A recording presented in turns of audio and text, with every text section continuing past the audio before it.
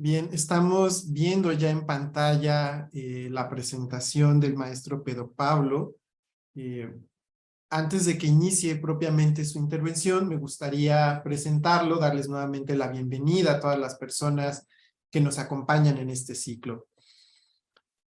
A continuación, como les decía hace unos segundos, contaremos con la intervención de Pedro Pablo Alaiza Tijero. Él es director del Museo Pedro de Osma en la ciudad de Perú, Lima. Me gustaría contarles brevemente de su carrera. Pedro Pablo Alaiza es licenciado en Arqueología e Historia del Arte por la Universidad Libre de Bruselas, en Bélgica. Ha sido subdirector del Museo Nacional de Arqueología, Antropología e Historia del Perú, director del Museo de Arte de Lima, subdirector cultural del IPNA, director técnico y miembro de la Comisión de Alto Nivel del Lugar de la Memoria, la Tolerancia y la Inclusión Social, y hasta diciembre de 2014, gerente de Cultura de la Municipalidad Metropolitana de Lima. Es docente de la Escuela Profesional de Arte de la Facultad de Letras y Posgrado en Museología de la Universidad Nacional Mayor de San Marcos, y como les decía en inicio, actualmente se desempeña como director del Museo Pedro de Osma. Muchas gracias, Pedro Pablo, también por sumarse a esta invitación, por dialogar con muchos colegas de otras latitudes, de México, de España, de Argentina, y estoy seguro que también hay colegas de Perú que van a estar muy atentos de escuchar esta intervención. Pedro Pablo, nuevamente gracias y te cedo el micrófono. Bueno, buenas tardes, Marco. Muy agradecido por la invitación del Museo Franz Mayer, ¿no? Realmente es muy contento, ¿no? Participar en esta mesa donde tenemos gente venida de varios lugares, gente de España, de Argentina, y de Perú y por supuesto de México. Y la invitación es bastante tentadora, porque resulta que, por un lado, la magnífica exposición de la Suerte Decorativa de España, muy interesante ver el detalle de cómo se van incorporando las piezas a las colecciones, cómo se va afinando la colección.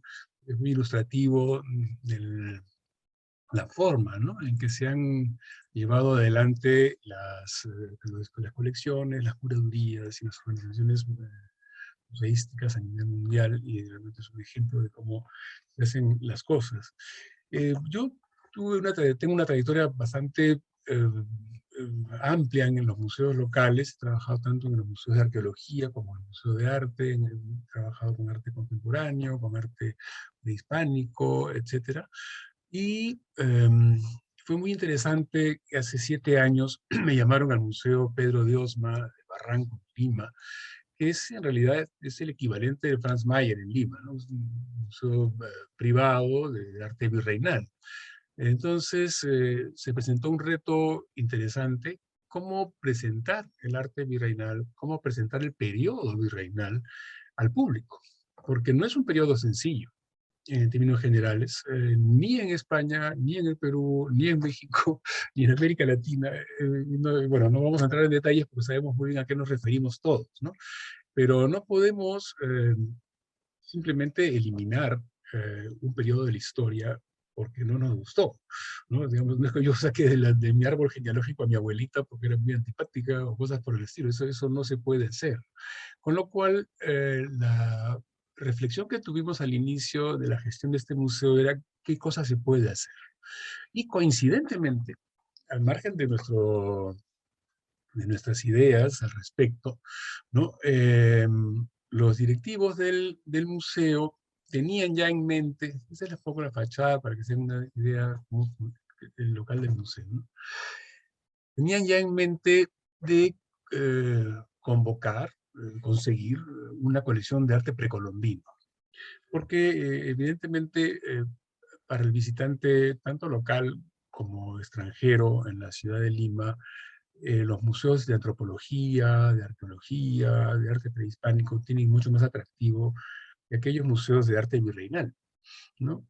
Puesto que se suman a los grandes malentendidos sobre este arte hecho en América durante los periodos del siglo XVI al XIX aproximadamente, ¿no? En grandes líneas, que para muchos es entendido como una mala copia de arte europeo, para otros es entendido como un arte colonial que inspira y nos retrotrae a la época de la conquista, etcétera, ¿no? Entonces, no es un tema, como hemos dicho hace un rato, sencillo. Entonces, la idea de poner una colección precolombina era un poco para atraer al público por lo precolombino y, bueno, y también que vean lo colonial, ¿no? Esa era un poco la lectura original. Entonces, cuando me hacen esta propuesta los miembros del patronato, digamos, de la junta directiva, de la asamblea, de la fundación, le digo, bueno, muy bien, veamos qué colección precolombina podríamos traer al museo y que tenga cierto sentido, porque así como en México, en el Perú, tenemos culturas sumamente diversas, de diferentes regiones, diferentes épocas, en diversos momentos, es muy parecido, ¿no? La realidad prehispánica mexicana a la peruana, con lo cual no es una opción simple de resolver. Pero viendo la colección del museo, ¿no?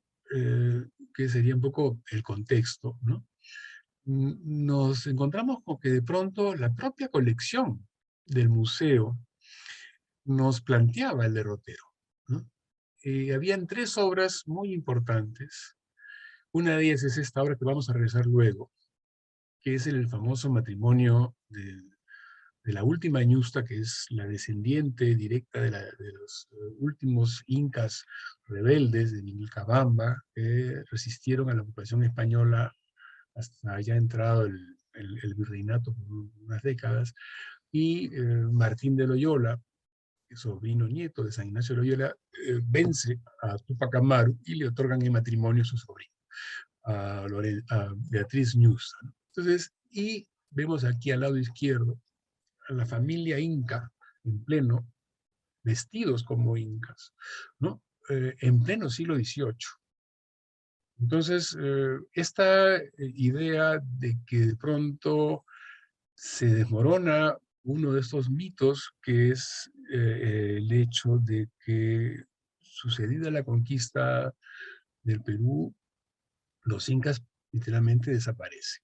Es una especie de, se esfuman y no se sabe más de ellos. Sin embargo, leyendo este cuadro atentamente, uno entiende y aprende mucho de cosas que sucedieron en los siglos XVI, XVII y XVIII, en la relación que se establece entre la aristocracia local inca, ¿no? Descendientes de las familias incas, y el poder español, donde hay una relación particularmente interesante y muy rica, de la cual provenimos todos nosotros de una forma u otra.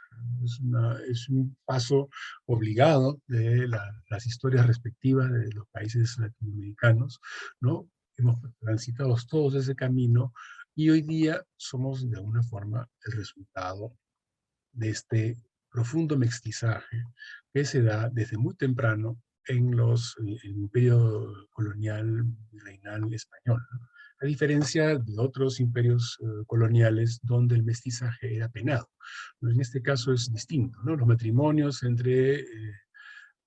para comenzar, el mismo Francisco Pizarro se casa con una noble inca y su hija Francisca, ¿no? Regresa a España y hasta el día de hoy existe una fundación que lleva su nombre, ¿no? Garcilaso de la Vega, un cronista de la peruano, vive como aristócrata en España, ¿no? Y escribe sus crónicas sobre el Perú. Y así sucesivamente, muchas de estas familias mestizas tienen una vida diferente, tienen un estatus diferente, y esa es un poco la idea de mostrar eso al público, tanto a los escolares peruanos como a los visitantes extranjeros, para de algún modo hacer la historia del Perú desde el virreinato en adelante una historia más compleja. Otro cuadro importante, sin duda, es este cuadro de la genealogía de los incas. Están todos los incas, desde Manco Cápac en la parte superior izquierda, y su esposa Mama Ocllo, ¿no? Y toda su descendencia. Son estos incas que gobernaron, y que este cuadro que data ya del siglo XIX y digamos, y documentaciones similares eran necesarias para que las familias incas podrían reclamar sus derechos de nobleza, su estatus distinto, ¿no? En el aparato administrativo virreinal, ¿no? Entonces, es a la luz de este tipo de cuadros, ¿no? Aquí tenemos uno más, que es un cuadro muy bonito, que es la procesión del Corpus Christi, en la Plaza de Armas del Cusco, ¿no? Donde se ven una serie de santos que representan las diferentes parroquias del Cusco. Cada una de esas parroquias era administrada por descendientes de las antiguas panacas o familias incas, a las cuales se les asignaba un barrio determinado de las ciudades, ¿no? Hasta el día de hoy, esta procesión se da en la Plaza de Armas de Cusco, en la misma plaza donde se sucedían las festividades de los incas, donde cada mes, con cada luna, sacaban en procesión a las momias de los ancestros de las familias incas. Pero también lo interesante ahí es ver este detalle al centro del cuadro, que pues un recuadro aquí en la parte superior derecha, donde están los incas retratados, que son aquellos descendientes de las familias reales incas que el día del Corpus salían en procesión y tenían algunos de ellos por derecho, ¿no? Poder vestirse como incas con los trajes tradicionales, con los emblemas tradicionales del poder inca, como era la mascaipacha, esta máscara que está en la frente, y un bastón con una suerte de hacha, que es el tupayauri, ¿no? Que lo vemos en el cuadro del matrimonio de la ñusta. Entonces, todas estas situaciones nos llevaban a pensar que había que hacer algo, ¿no? Para entender mejor las cosas, ¿no? Sucede que evidentemente, el Museo de Osma inicia su recorrido con los primeros maestros europeos que trajeron la pintura sobre caballete, la pintura sobre lienzo, sobre tabla, al Perú. Se trata de tres maestros italianos esencialmente, que son Bernardo Vitti, Pérez de Alessio y Medoro, que son los tres que vienen al Perú, de los cuales sin duda Bernardo Vitti es el más importante de los tres. Viene asociado a la orden jesuita y hace unas obras extraordinarias tanto en Lima como en el Cusco y en la zona del altiplano alrededor del lago Titicaca. Entonces, esos tres maestros efectivamente traen la técnica, traen el estilo, traen la modalidad que aquí no existía, ¿no? A diferencia de México, que tienen esos códices mexicanos, hay una noción de la pintura bastante bien desarrollada, ¿no? Aquí había mucha textilería, mucha orfebrería, trabajo en piedra, etcétera, pero pintura, propiamente dicho, no había mucho. En todo caso, era la pintura que se aplicaba sobre las cerámicas, o lo que puede haber de huellas, no ha quedado gran cosa. Entonces no habiendo una tradición, se aplican estos conocimientos europeos.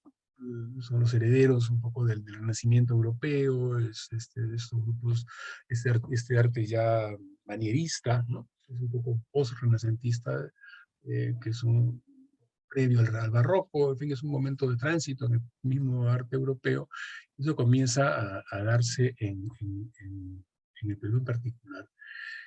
Entonces, hemos leído siempre la historia del arte virreinal como teniendo un origen esencialmente europeo. Y aquí se aprendían ciertas cosas para entender cómo funcionaba el esquema de la pintura virreinal, y a través de esos grabados que llegaban en los libros, se tomaban los modelos y aquí se incorporaban los colores, etc. Pero yo decía, nos decíamos en el museo, ¿no? Como, no, pero entonces, ¿qué pasó con el aporte local?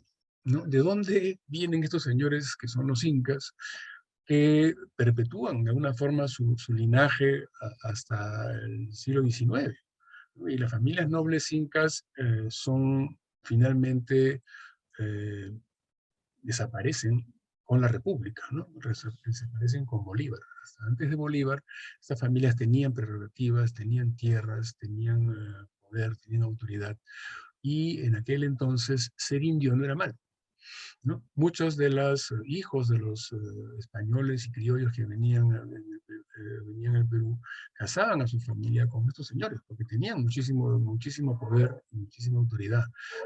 Tanto que, por ejemplo, cosa que se sabe poco eventualmente, es que en la revolución de Tupac Amaru en el siglo XVIII, esencialmente fue derrotado Tupac Amaru por otros caciques, ¿no? Como Pumacahua y otros, ¿no? Entonces ahí había una relación del poder mucho más compleja de la que tenemos idea. Entonces, viendo un poco lo que sucedía en Cusco y su vínculo indispensable con el lago Titicaca y con Bolivia, con el lago de Potosí. Todo eso era hoy hay unas fronteras que no existían en aquel entonces, ¿no? En el espacio de Potosí, La Paz, etcétera, donde provenía grandes cargamentos de plata, y se desplazaban hacia Lima y de ahí de la península. Entonces vimos como interesante ver qué había de común en el largo proceso cultural del sur andino. Cusco está en el sur, el lago Titicaca también está en el sur, y qué sucede en esa geografía, un poco inspirados, claro, con las distancias del caso, esta idea de Fernán Brodel, ¿no? De la larga duración. ¿Qué sucede en los Andes del Sur a lo largo de no un periodo específico de la cultura que puede ser el periodo incaico virreinal, sino qué sucede en 2000 años en ese mismo territorio? ¿Y cuáles son aquellos elementos comunes que pueden ser vinculados de una época a la otra de manera continua, discontinua, con aportes nuevos, etc.? Y sobre eso siempre me gustó a mí mucho la frase de Arturo Jiménez Borja, que fue uno de los grandes antropólogos peruanos, un pionero en los museos de sitio, y en fin, una persona como muy influyente en el Perú hasta hace unos años. Él tenía una frase que a mí me gustaba mucho que decía que el indio o el aborigen peruano había lanzado una flecha al espacio, ¿no? Había lanzado una flecha con su propulsor, ¿no? Y esa flecha aún no cae, ¿no? Y esa flecha que aún no cae sigue siendo esta cultura tan poderosa que está presente en la vida cotidiana de las personas en el Perú y sin duda en México también. Sucede que hay este mestizaje que nunca se sabe hasta dónde una parte, cuál es la parte más española, cuál es la parte más indígena, dónde se encuentran estos dos lenguajes, ¿no? Dónde se encuentran estas formas de ser hasta confundirse en una sola, ¿no? Entonces, a partir de esta idea larga y amplia, decidimos ubicar ciertos objetos para generar este juego, ¿no? Entonces, teníamos una sala, que era la sala de exposiciones temporales, donde se realizaban exposiciones de arte contemporáneo, y decidimos cambiarla para generar esta nueva museografía. Aquí el concepto era vincularnos con aquellas producciones culturales previas al incanato y previas al virreinato, ¿no?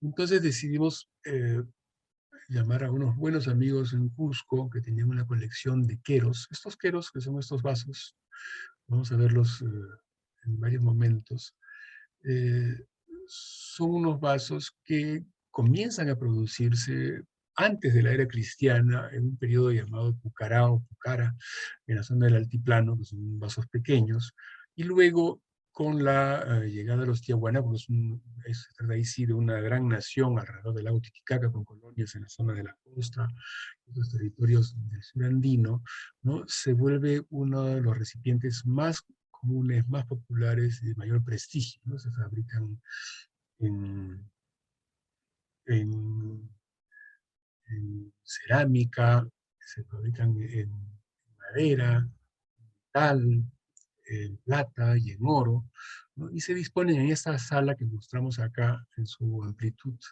¿no? Estamos en este momento viendo desde la zona Tiahuanaco, ¿no? Está a la espalda del fotógrafo está las vitrinas Tiahuanaco, y luego sobre la izquierda vamos a ver cómo el periodo Inca, que se encuentra acá, con los grandes aríbalos, y luego el periodo de transición y el inicio del virreinato, y al final estos grandes cuadros donde los incas están representados.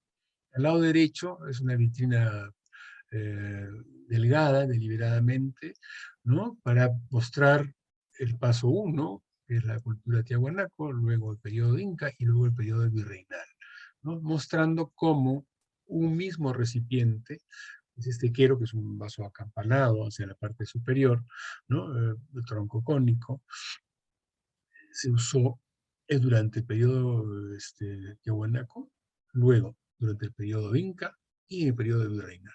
Claro, no retrocedimos más en el tiempo, porque iba a ser un poco larga esta vitrina, irnos hasta Pucará, que son 200 o 300 antes de Cristo, y inclusive el periodo republicano, donde hay también queros, hay famosos queros, se le entrega a Bolívar, al Libertador, ¿no? Y el día de hoy, si van a la ciudad del Cusco, o de Puno, o de Arequipa, y ustedes piden tomar una chicha, que es esa cerveza de maíz, la sirven en un quero de vidrio hoy día, ¿no? Con lo cual tenemos un uso continuo de un mismo tipo de recipiente a lo largo de más de 2000 años, ¿no? Como mostrando de qué manera la continuidad de los fenómenos culturales se hunde en las raíces de los tiempos en la zona andina y se mantiene en uso hasta el día de hoy. Y ese recorrido también es una museografía distinta, que difiere del resto del museo, que son básicamente cuadros, ¿no? Por salas. Aquí a la izquierda ven estos grandes jarrones llamados aríbalos, que son las cuales se trasladaba la chicha. La chicha es como decía, es una cerveza de maíz, que era sumamente importante para todo el aparato ritual incaico y preincaico y hasta el día de hoy. Eso es una bebida para socializar, es el encuentro, es el brindis con gentes de todo tipo para generar lazos de cercanía, de hermandad, matrimonios, etc. Y les mostraba acá es el lado derecho donde se encuentran estas tres vitrinas. Aquí el mapa, la geografía de Sudamérica, con el primer imperio, la primera nación, digamos, Tiahuanaco, luego toda la costa, desde Colombia hasta Chile, de los incas, del Gran Virreinato del Perú, etc. Y estos son los tres cuadros, el famoso cuadro del matrimonio de la Ñusta, la genealogía de los incas, la deposición del Corpus Christi. Y aquí una imagen, una fotografía del Templo del Sol Inca, el Coricancha, coronado por la iglesia de Santo Domingo, ¿no? Muestra claramente este mestizaje, donde la arquitectura española se sobrepone a la inca.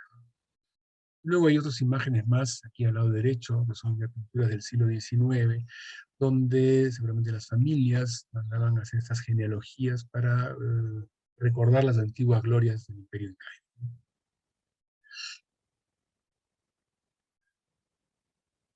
Y para hacerlo cronológico, partimos de esta cultura tiahuanaco, que es esencialmente la cultura del lago Titicaca, que está alrededor del lago, que se caracteriza por esta famosa piedra de la Puerta del Sol, donde hay una imagen, que es el dios de los báculos, que sostiene en cada mano un báculo, un bastón, un rayo, una serpiente, que es una imagen, además, que no solamente pertenece a Tiahuanaco, sino es una iconografía tradicional de los Andes peruanos, donde desde Chavín, hace 1000 antes de Cristo, hasta Tiahuanaco aproximadamente, Iguari, se mantiene vigente esta imagen, ¿no?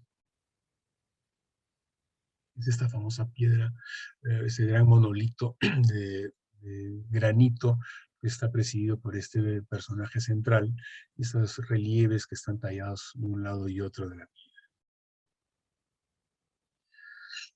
También mostramos estas piezas en cerámica, que son unos incensarios, donde se quemaban sustancias aromáticas, ¿no? En el marco de los rituales.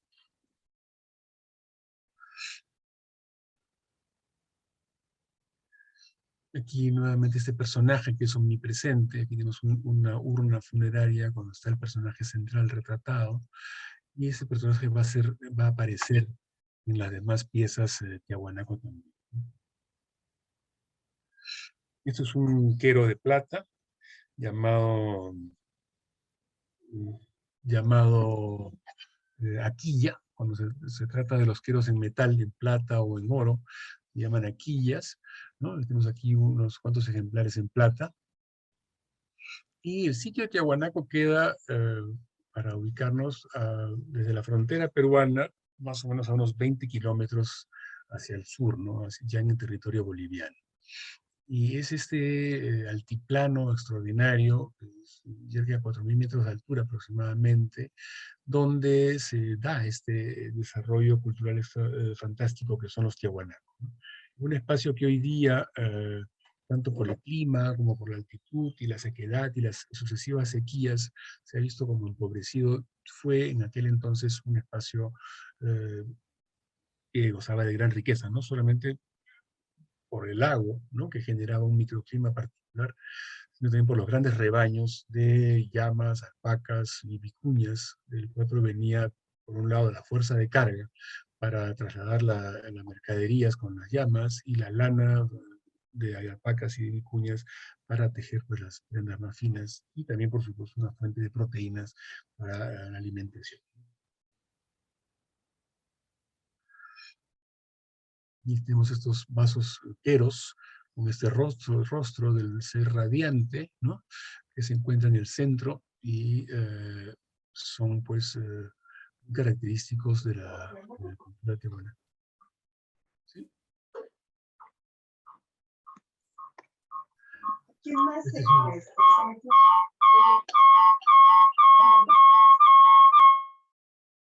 un- ¿Hay algo de ruido? ¿Se escucha mejor? Sí, había sido una breve interferencia, pero te Ah, ya. escuchaba. Ya. Ese es un típico quero tiahuanaco, muy sencillo y muy elegante, ¿no?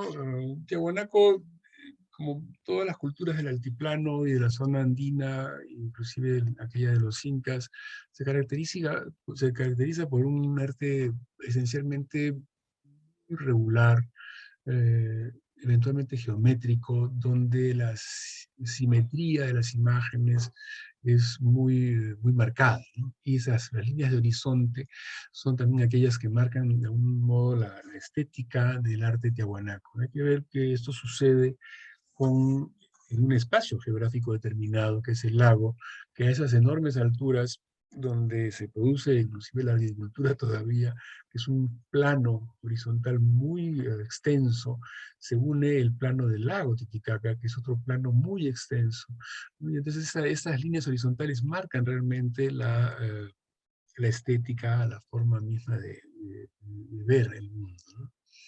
Donde se ven los mundos superiores e inferiores. Esta es otra imagen de otro quero, donde vemos esta serpiente, ¿no?, se mueve alrededor gira en espiral alrededor del vaso. Es muy probable se trate de una serpiente de cascabel, imagen de una, que en eso coincide con la imagen teotihuacana del Quetzalcóatl, ¿no? Es una serpiente de cascabel que tiene un enorme poder, ¿no?, un enorme poder, que es quien puede producir la muerte, ¿no? Y a partir de ahí genera todo este ciclo vital, cósmico, ¿no?, en el cual se suceden las vidas, las personas y los años. Pero como les decía, también se hacen en parejas, ¿no? No es exactamente una pareja, pero son dos queros de bronce, hechos en el periodo tiahuanaco, con estas imágenes que están en el borde del vaso. eh, Como les decía, hay queros en oro, en cobre y en bronce. Hay que decir también que uno de los pocos lugares en las Américas donde se produjo el bronce fue justamente en esa zona del altiplano peruano-boliviano, ¿no? Y es un metal que fue, esa aleación fue sumamente útil para los trabajos, y el metal dejó de ser solamente un elemento decorativo para tener un valor económico y una herramienta de trabajo.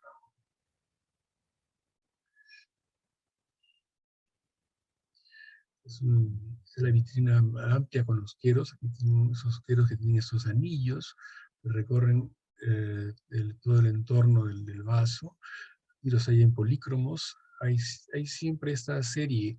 Unos son en negro, que en realidad tiene más que ver con una forma de cocción, cerámica pulida antes de cocción, y quemada en unos hornos llamados reductivos, ¿verdad? Que al no ingresar el oxígeno, usualmente no se oxidan las partículas ferrosas de la arcilla y se quedan en ese color negro, ¿no? Y las otras, que son estos vasos más rojos o rojos, ¿no?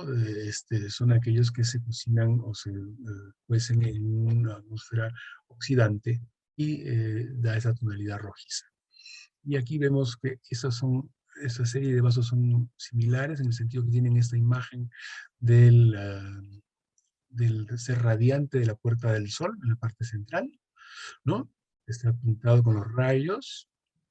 Y aquí, al tratarse de una imagen en un solo color, está solamente en relieve ese rostro. En el caso de los huacos retratos o de los vasos retratos, aquí lo vemos en personajes claramente definidos con sus elementos, con estos dibujos que son, entre comillas, son tocapus o sistemas de escritura. Para algunos se trata más bien de una heráldica, nos indicaría un poco la proveniencia de cada uno de estos señores. Y en el caso de los vasos negros, no tienen esta pintura, pues a veces se hacen a través de esgrafiados, algunos otros detalles decorativos. Son los incensarios, ¿no? Donde el puma o el felino en general es un elemento sumamente importante en el ritual de los pueblos andinos. Y este lago del cual hemos hablado es el lago Titicaca, que es el lago navegable más alto del mundo, en realidad. Es un lago con bastante extensión, pero su peculiaridad es que se encuentra a 4.000 metros de altura y es un lugar donde cuando hemos viajado por ahí y nos toca ver el amanecer, realmente los efectos luminosos son extraordinarios, ¿no? Entonces, la leyenda dice que el sol, luego de un periodo de oscuridad, nace en el lago y nace en el lago Titicaca para los Tiahuanaco. Y luego los incas, que vienen luego, recurren al mito del lago para afianzar su autoridad y su poder. Este lago se encuentra en la parte, digamos, sur central, en la parte sur del Perú, en el límite con Bolivia, y a esa altura, sobre la costa, se encuentra el otro gran sitio de Pachacamac, que es donde el sol muere. Entonces, tenemos una relación entre ambos santuarios, están ahí relacionados. Cuando vienen cuando los incas, digamos, tienen su desarrollo en la zona de Cusco específicamente, y luego comienza la expansión inca con Pachacuta en particular, que es quien logra la conquista de la región del lago, que es el Collasuyo, en la región sur de los incas. Se encuentran con todos estos lugares mágicos. El mismo sitio de Tiahuanaco mantuvo no su presencia, porque estaba ya una ruina, pero ciertos espacios fueron remodelados por los incas y habitados por ellos, haciendo uso de estos lugares, puesto que los incas lo que hacían era, como todos los pueblos antiguos prehispánicos, recuperaban el poder de las antiguas deidades, ¿no? Entonces ponían templos al lado de los otros y no los destruían, no ponían uno encima del otro. Con lo cual, los incas reclaman su origen del lago Titicaca y no está del todo alejado con la realidad, porque hay estudios lingüísticos que se han hecho y hay un estudio particular de Jan Szymiński, un gran investigador polaco, que habla que la dinastía Tiahuanaco, cuando decae cuando tiene la crisis y se cae el estado de Tiahuanaco, ellos migran hacia el norte y se establecen en Cusco y crean de alguna forma, y la continuidad de esa dinastía se encuentra en la dinastía inca. Y claro, si uno lee los mitos, un poco como el mito de origen de los aztecas de Aztlán, ¿no? Salen del lago de Aztlán y luego llegan a Tenochtitlán. En el caso de los incas, el mito de origen dice que la pareja original, Mango Cápac y Mamá Octulná, salen del lago Titicaca, caminan al norte y crean la gran capital del Cusco, ¿no? Y así sucesivamente. Inclusive para Cheminsky, ya en el siglo XVIII, la figura misma de Túpac Amaru, el gran rebelde del siglo XVIII, sería de algún modo el último inca. Es alguien que su revolución y su levantamiento para los nativos fue entendido como un último inca que intentaba restaurar un poco las formas antiguas. Y luego los incas, es esta civilización fantástica, podemos hablar sí, efectivamente de un gran imperio que cubre toda la costa pacífica desde Colombia hasta el centro de Chile, viene por la parte andina de Argentina y nuevamente hasta Colombia. Ellos heredan la tradición del norte, del sur, de orfebres, de talladores de piedra, de arquitectos, etcétera, y lo hacen muy bien y logran, ¿no? Aprovechar muy bien estos conocimientos, establecen una muy rica y muy organizada nación, todas sus prerrogativas. Estamos de tiempo, Marco, pues me voy a hacer un poco. Estamos bien todavía, claro. Bien, sí, nos quedan 10 minutos más o menos y si está de acuerdo, hacemos un par de preguntas también del público, como para ¿Cómo no? ahondar justo en esto que hablábamos, ¿no? Del procedencia de las colecciones y cómo estamos dialogando con los objetos. ¿Cómo no? Perfecto. Y aquí tenemos ya un quero inca, típicamente inca, estrictamente geométrico, de zigzag, probablemente se trate de una serpiente que tenga que ver con el agua, no vamos a entrar pues, en la parte iconográfica porque ya nos sería un poquito largo, pero digamos, son vasos de cerámica, en este caso muy bien hecho, muy sólido, de una cerámica muy compacta, ¿no? Inca, con esa sobriedad inca también, que es muy característica, porque para muchos ha sido criticada por su falta de imaginación, pero personalmente yo lo veo como una gran sofisticación, una manera muy singular, ¿no? Y una voluntad de abstracción muy grande en el caso de los.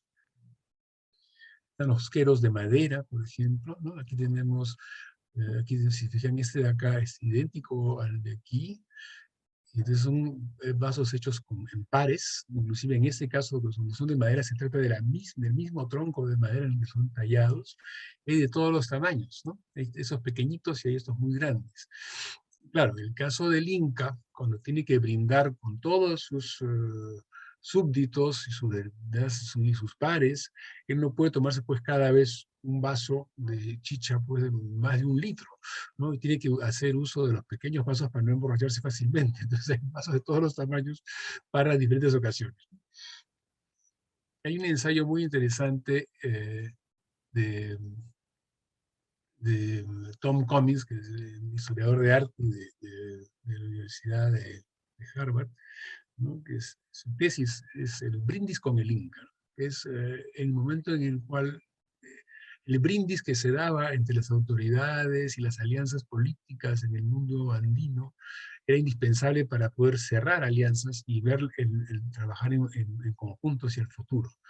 Y el argumento de él es que no se produce este brindis entre Atahualpa y Pizarro, y de eso de alguna forma u otra, de una forma metafórica, ¿no? Se genera este desencuentro que no tiene luego solución. Ya en la época propiamente colonial o virreinal, se aplica esta policromía muy rica, ¿no? Ya deja de ser estos vasos monócromos en cerámica o con tonalidades propias de las arcillas, etcétera, ¿no?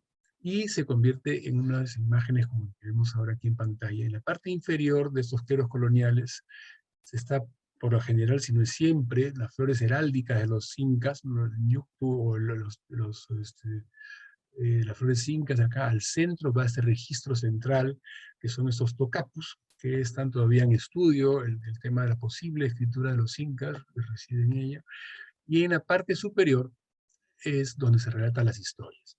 Esta historia es, aquí vemos unas montañas nevadas, con el sol y la luna y la lluvia. Al lado izquierda es el señor Inca, que está brindando, si se fijan bien, con un quero y con otro quero, ofrece una mano con cada uno de ellos. Y al lado derecho está el señor Coya o el señor del lago, Titicaca, ¿no? igualmente con un quero cada uno de ellos. Eso sucede, este brindis sucede luego de un ritual de sangre. En el lado opuesto del quero están vestidos de guerreros luchando uno con el otro, y eso es un ritual que hasta el día de hoy se da, que se llama el tinku, el chariaje y el toco, tiene varios nombres, donde los pobladores combaten y ofrecen su sangre a la tierra, ¿no? A veces muere alguien, pero no es necesariamente cada año.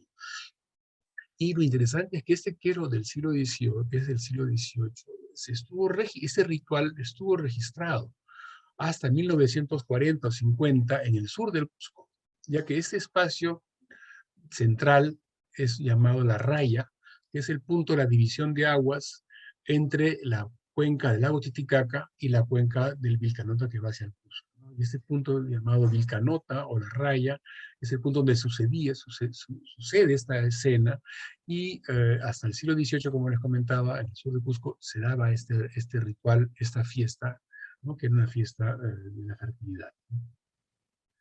Tenemos aquí los queros incas, ven aquí un par de queros en arcilla, un par de queros en madera, ¿no? Y aquí están los queros coloniales, ¿no? O virreinales, esos queros con clavos de estaño o de plata, y esos queros con las historias. Inclusive este quero no se ve muy bien, pero se ve un arco iris, y es un anda que es llevado por dos incas, y arriba va un señor inca, ¿no?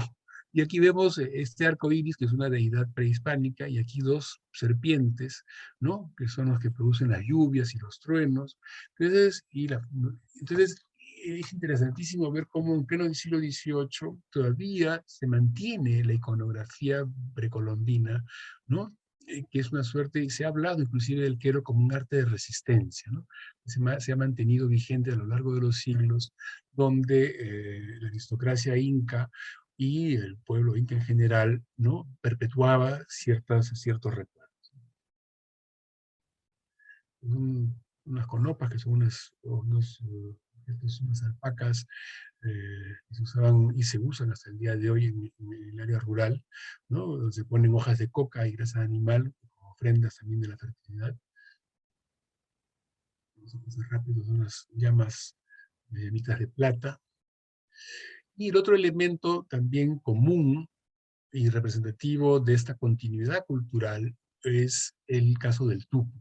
El tupu tiene dos formas, el tupu a manera de alfileres, que sirve para fijar las mantas como un broche, ¿no? Para fijar las mantas de las señoras, ¿no? De las capas.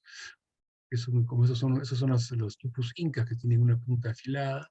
Esos son los tupus tiahuanaco, que tienen la punta roma, que eran cosidos sobre la manta para evitar que con el viento se volara la vestimenta, ¿no? Y esos más tupus generalmente eran de plata, también habían en bronce y habían en oro, por supuesto. Esa es la imagen de la ñusta, que se está casando en el cuadro que hemos reseñado al inicio, donde está claramente el tupu. La ñusta está vestida con un vestido con las flores heráldicas incaicas y con los tocapos en la parte superior, y ya en la parte interior de su vestimenta se trata de un vestido de brocados español, donde ya se nota este mestizaje que está dando, ¿no? Y aquí a la derecha vemos una imagen de Guamán Poma de Ayala, que es un cronista indígena, y escribe su crónica en el periodo virreinal, muy tempranamente, donde vemos claramente a la señora portando estos tupus grandes sobre el pecho, y al lado izquierdo una foto tomada por una colega Chiveter, que en el pueblo de Tupe, al sur de Lima, en los Andes, al sur de Lima, siguen usando los tupos de manera tradicional, ¿no? Eso es un poco para mostrar esta continuidad, más que una historia del arte, es una forma de mostrar muy importante para los jóvenes y para el público peruano en general, para el público que viene de toda parte del mundo en general, mostrar esta continuidad y este mestizaje permanente y estas huellas del pasado presentes en la cultura virreinal, por un lado, pero también hasta el día de hoy, ¿no? Eso es parte de la idea de esta sala, ¿no? Es justamente esa, ¿no? Claro, este cuadro en particular estuvo presente hace unos años como la obra invitada en el Museo del Prado, Fue un ingreso bastante interesante y donde el cuadro mismo nos habla de una alianza, ¿no?, entre la élite inca y la élite jesuita en particular, ¿no? Entonces, aquí está San Ignacio de Loyola, San Francisco de Borja, padres fundadores de la orden jesuita, el primer matrimonio del sobrino nieto de San Ignacio de Loyola con la Augusta Beatriz. Luego, la hija mestiza de ambos, Lorenza, se casa con Juan de Borja, a su vez bisnieto de Francisco de Borja, ¿no? Y una iconografía imposible, porque hay 40 años de distancia entre un hecho y el otro, y por uno tenemos a la ciudad del Cusco y a los descendientes de las panacas reales incas en el lado izquierdo, y un matrimonio en Madrid, ¿no? Y al centro del cuadro, el sol, que puede ser interpretado como el sol de los incas, y, y el símbolo de los jesuitas encima de él, ¿no? Esto da pie a entender este cuadro en realidad como un cuadro muy político, una narrativa política donde se quiere dejar clara la alianza entre la élite inca y la élite jesuita en particular.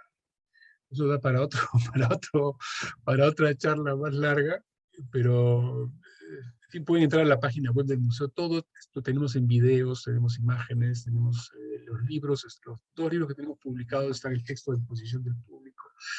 Están invitados a consultarla, que la habíamos renovado hace muy poco. Y eso es de lo que quería conversarles, de esta forma de darle un contexto distinto a las obras virreinales en países como los nuestros, donde tenemos una tradición que hasta el día de hoy está presente. Muchas gracias, Pedro, Pablo. Pues el tiempo nos corretea un poco. Estamos ya en el límite del tiempo. Quisiera invitar a las personas que se sumaron a esta charla a que escriban nuevamente sus preguntas en el chat para poder dar lectura.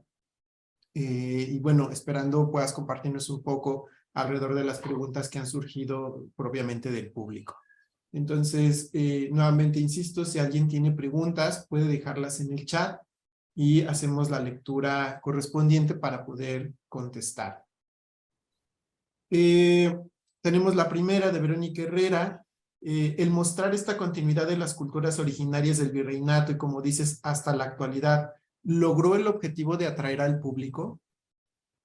Sí, sí, curiosamente sí. Y hay un público renovado, porque al presentar esta nueva sala y darle digamos, este vínculo con el mundo prehispánico, ¿no?, que es real, ¿no? Hicimos una serie de conferencias también sobre la presencia de lo prehispánico en el mundo virreinal, y así como estas actividades hemos hecho varias en ese sentido, y la gente lo aprecia, ¿no?, tanto localmente como la gente que viene de fuera.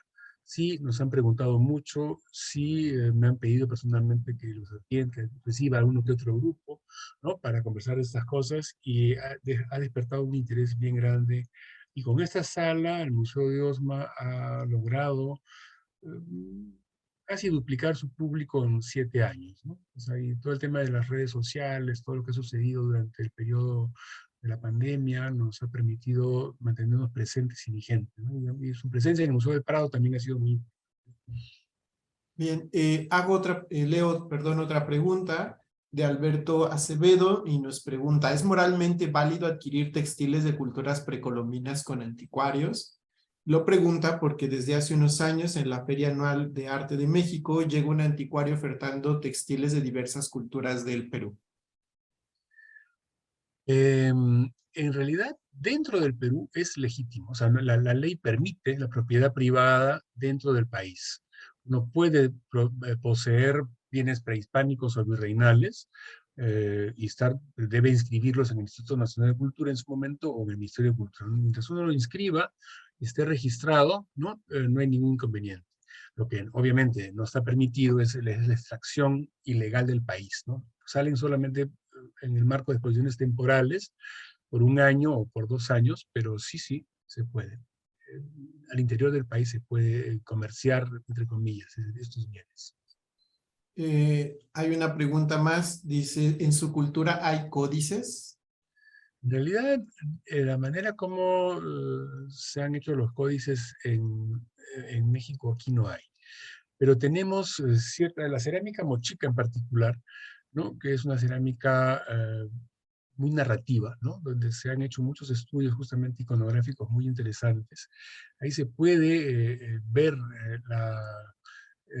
una suerte de, bueno, no llega a ser los códices, es un sistema de escritura con fechas y es muy distinto al caso nuestro, ¿no? En realidad no existen en esa forma, ¿no? Pero hay cosas que pueden asemejarse un poco sin ser para nada lo mismo. Bien, pues creo que no hay más preguntas en el chat. Si les parece bien, damos las gracias al maestro Pedro Pablo Alaiza por esta interesante introducción acerca de la colección que está en el Museo Pedro de Osma. Y bueno, esperar un par de minutos, si me lo permite nuevamente, para hacer el cambio con nuestra siguiente conferencista, con nuestros siguientes participantes, que ellos se conectan desde la ciudad de Buenos Aires, en Argentina. No sin antes reiterar nuestro agradecimiento a Pedro Pablo por compartir esta interesante plática acerca de la colección precolombina del Museo Pedro de Osma y bueno, cómo ha funcionado este diálogo entre el arte propiamente virreinal y cómo ha atraído también a sus públicos. Muchas gracias, Pedro Pablo, en nombre del Museo Franz Mayer, y bueno, los invito a que permanezcan conectados. Estamos por iniciar nuestra siguiente intervención. Muchas gracias de nuevo. Bueno, muchas gracias y felicidades, ¿no? Muchas gracias por la invitación y aquí seguimos atentos a la reunión. Buenas tardes.